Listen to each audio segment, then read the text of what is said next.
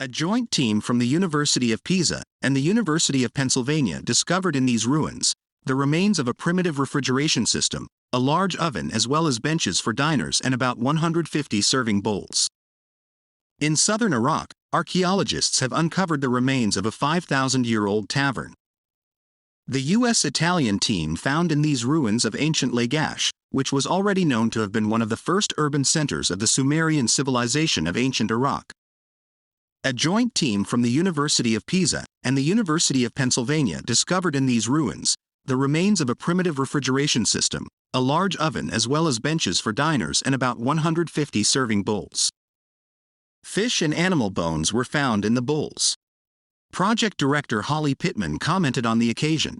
"So we've got the refrigerator, we've got the hundreds of vessels ready to be served, benches where people would sit.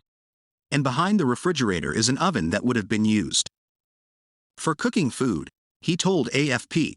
"What we understand this thing to be is a place where people, regular people, could come to eat and that is not domestic," stated the project manager. "We call it a tavern because beer is by far the most common drink, even more than water, for the Sumerians," she said, noting that in one of the temples excavated in the area, there was a beer recipe that was found on a cuneiform tablet, she added. So that was all for today's video. Let us know what you think about it in the comments section and subscribe to our channel so you don't miss out on our latest uploads. With that said, we will see you next time. Until then, take care.